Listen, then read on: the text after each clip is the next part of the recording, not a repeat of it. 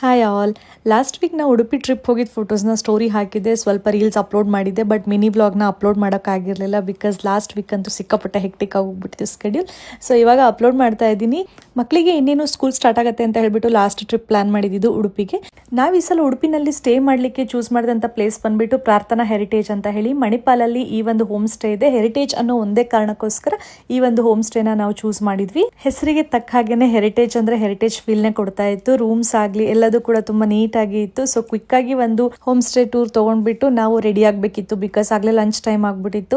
ಮಕ್ಕಳಿಗೆಲ್ಲ ಹಸುವಾಗತ್ತಾ ಅಂತ ಹೇಳಿ ಫಸ್ಟ್ ಊಟಕ್ಕೆ ಹೋಗ್ಬಿಡೋಣ ಅಂತ ಹೇಳಿ ಪ್ಲಾನ್ ಮಾಡ್ಕೊಂಡು ರೆಡಿ ಆಗ್ತಾ ಇದ್ವಿ. ಅಲ್ಲಿಂದ ಸೀದಾ ಹೊರಟಿದ್ದು ಗೂಗಲಲ್ಲಿ ಒಂದಿಷ್ಟು ಸರ್ಚ್ ಮಾಡ್ಕೊಂಡು ನಾರ್ತ್ ಕರ್ನಾಟಕ ರೊಟ್ಟಿ ಮನೆ ಅಂತ ಹೇಳಿ ಮಣಿಪಾಲಲ್ಲಿ ಇತ್ತು. ಅಲ್ಲಿಗೆ ಹೋಗಿ ಊಟ ಮುಗಿಸ್ಕೊಂಡು ನೆಕ್ಸ್ಟ್ ಪ್ಲಾನ್ ಮಾಡಿದ್ದು ಬೀಚಿಗೆ ಹೋಗ್ಬೇಕು ಅಂತ. ಫಸ್ಟ್ ಡೇನೆ ಬೀಚ್ ಮುಗಿಸ್ಬಿಡೋಣ ಅಂತ ಪ್ಲಾನ್ ಮಾಡಿದ್ವಿ.